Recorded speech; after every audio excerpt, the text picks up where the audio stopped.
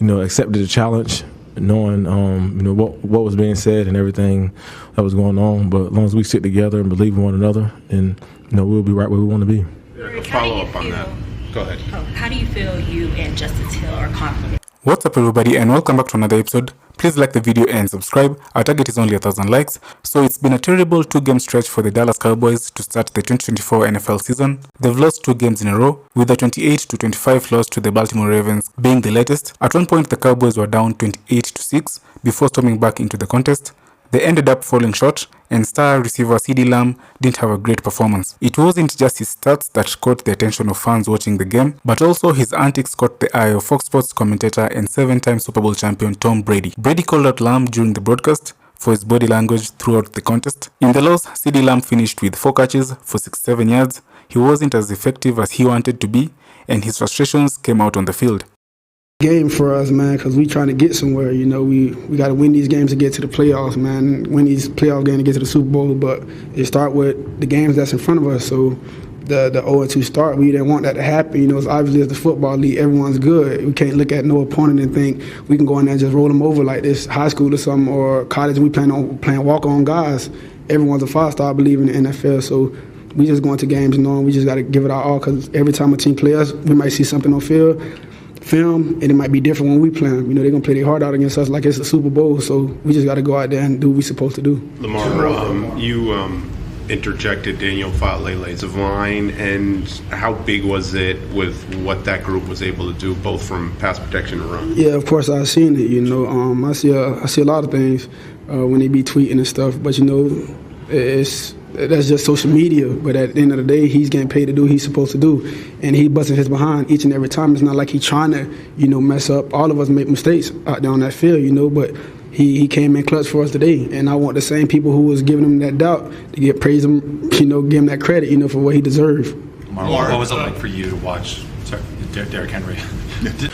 Accepted the challenge, knowing, what was being said and everything that was going on. But as long as we stick together and believe in one another, and, we'll be right where we want to be.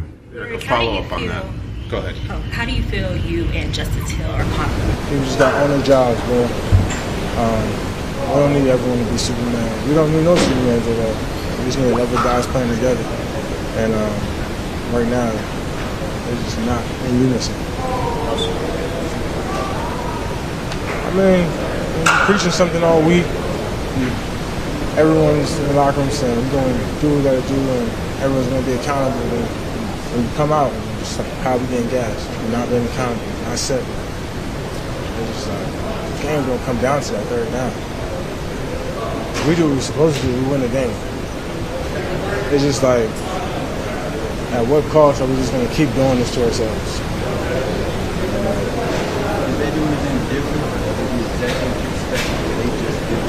They did exactly what I expected. Motion to 42, they're going to run to 42, Ricard. I mean, it's plain as day. I mean, we know when it's true pass it. Them guys is in damn near 4-point stands coming up the ball. So it's just like, at one point, are we just going to knuckle up and just play? I mean, for me, it sucks. It's a long year. I would say I never experienced something like this.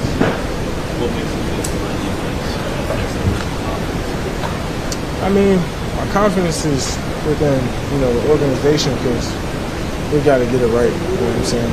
It's a winning organization. I want to uphold that standard.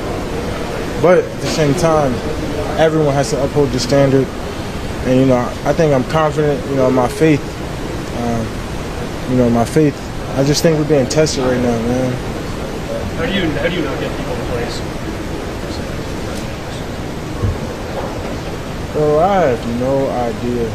I'm gonna be real. Like I said, I really believe we're being tested. I'm being tested. It has to come together. It's humbling. At your all-time high, God always finds a way to put you back down.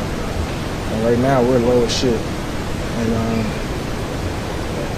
everyone has to stay strong within their faith and say, at one point, are we going to trust in God, trust in ourselves, trust in the team, trust in the framework of the defense?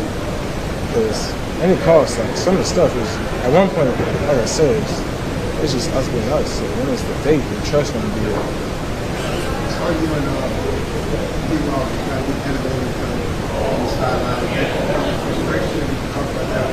Yes, I definitely think it's frustration, right?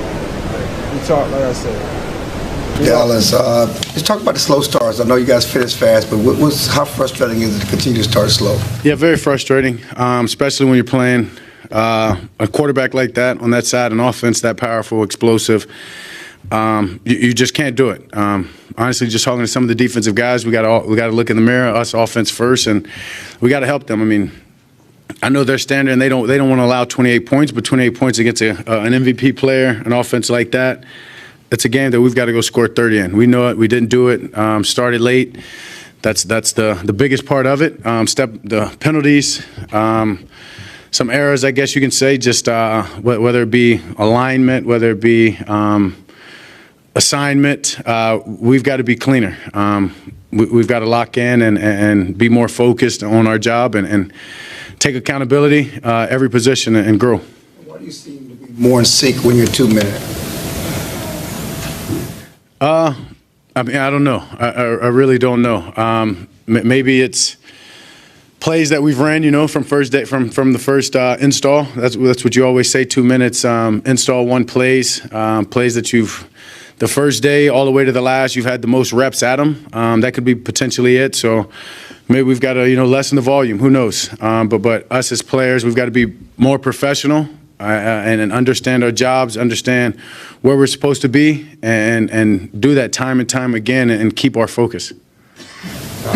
Dak, Todd Archer with ESPN, you said be more professional. What do you mean by that? Yeah, by knowing where you're supposed to be, knowing your reads, knowing where you're supposed to line up, knowing your routes, knowing your route adjustments versus certain coverages. Every part of what being a professional is, it's doing your job and being prepared for every part of the job, however it may come. So time away from the building to being in the building, just being a pro and understanding that you can only get so many practice reps, but you can watch the film, you can do all these other things that will help make up for it. And we just got to be more focused. And that's what, to me, on offense, we haven't been as focused as we should, had a lot of or a few mental errors that were crucial, I guess you could say, just the timing-wise. And to me, it just goes into being professional and understanding what you got to do. Saadi's of The Athletic. Dak, with body language and CeeDee's body language, how do you balance the passion that he shows versus making sure he doesn't get too down either on himself or on the offense as a whole? Yeah, I mean, reading body language, I'm not really into it. I'm just into making sure he doesn't get down on himself.